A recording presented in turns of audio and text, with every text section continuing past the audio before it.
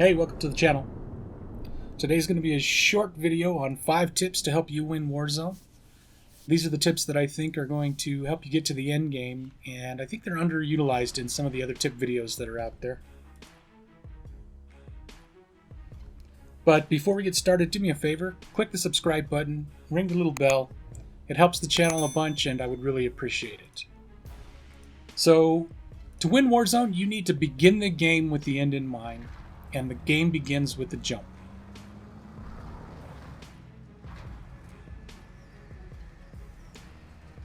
The game gives you a little bit of time before you actually have to jump to figure out where you're going to land.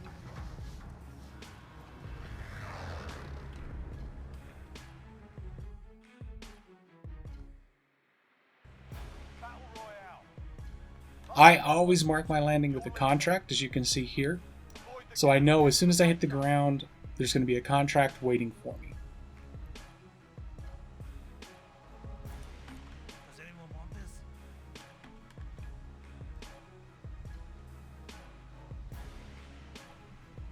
Now, as you can see here, if I just jump out of the plane, cut my chute, and just dive straight towards the ground, I'm not going to get to where I need to be.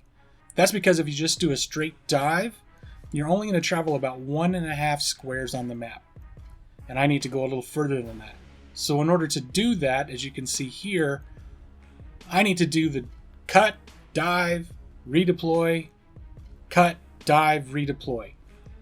Now if I do this properly, I can go about 4.5 squares across the map.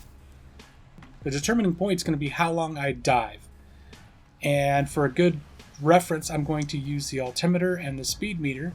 I'm going to go ahead and dive till I reach the speed of about 45 kilometers per hour, and then I'm going to redeploy my chute. That will allow me to travel about 4.5 squares across the map. Now if I need to get all the way across the map, I can just jump out of the plane, deploy my chute, and glide. I can almost get all the way across. A couple of limiting factors here though are going to be the altitude at which I jump. That means if I'm jumping over some mountains, I'm not going to be able to glide quite as far.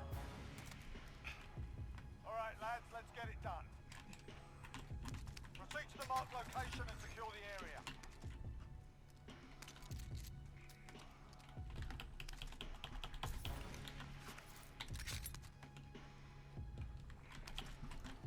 Tip number 2, the contracts. Now this one's going to be debatable.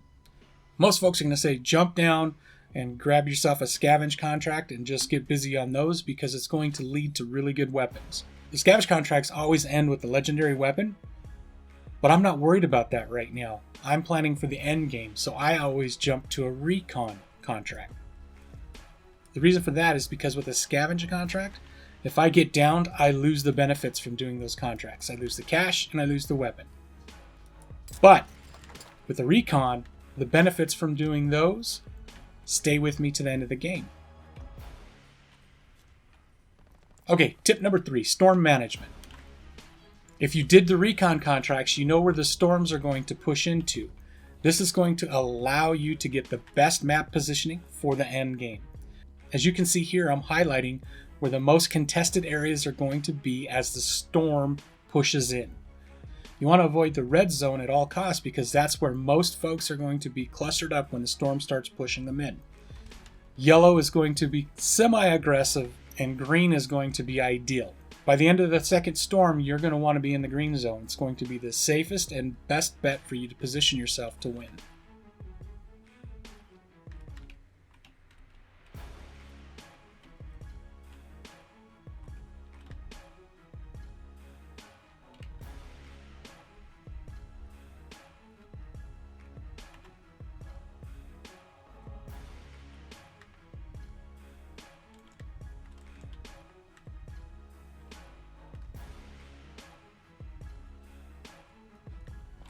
Tip number 4, how are you going to spend that cash? Well, you should try and utilize the free drops that the game puts in for you if it's safe. If it's not safe, don't do it. Spend your money. But if it is safe, grab a free loadout, then find yourself a shopping cart, and then spend your money wisely. The first thing and the number 1 thing you want to buy no matter what is a self-revive kit. That self-revive kit can be a game saver when you don't get thirsted. The second thing I would buy is a UAV, because this gives me a little bit of a visual advantage over some of my enemies on the map in the endgame. I'm going to be able to see some of my enemies, not all of them, but even being able to identify a few is going to help me with my positioning and knowing when and where to push.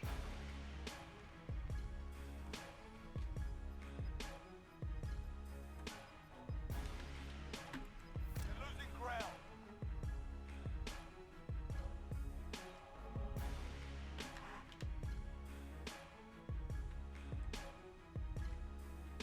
What's up? I know what's going on.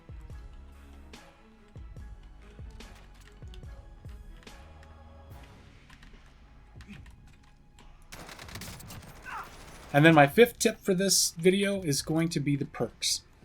This is going to cause a little bit of controversy, I think, but I'm going to give them to you in the order that I think they're important. The number one for me in the beginning and mid game is going to be overkill. I always want to be able to carry those two primary weapons. For me, it's an M4 and a sniper weapon. Remember that you cannot equip two of the same weapon, and you cannot equip any of the secondaries, but being able to carry two primary weapons, that's a very big advantage in the beginning and the mid game. Ghosts. Ghost is a really strong perk. It allows you to be undetectable by UAVs, radar drones, and heartbeat sensors. Now you're going to still show up for kill streak radar when you're firing your weapon, but they're not going to be able to tell which direction you're firing. Now this one's a little bit different. You don't see it on most lists, but I'm going to put it on mine here. High alert. With high alert, your vision pulses when someone is looking directly at you and they're not in your line of sight. This could be a huge advantage in the mid and late games because it gives you the opportunity to react when someone's trying to get the drop on you. Finally, the most important one as far as I'm concerned is cold-blooded. With cold-blooded, you're undetectable by AI targeting systems and thermal optics, and it does not trigger high alert. This will help you remain undetected for as long as possible in the Battle Royale and give you that little bit of advantage towards the end of the game. So guys, thanks for stopping by. I hope you enjoyed the tips. Please do me a favor and smash a thumbs up if you got anything out of this video. A little bit of interaction from you goes a long way with how the channel shows up for others. So thank you for stopping by, and I appreciate you.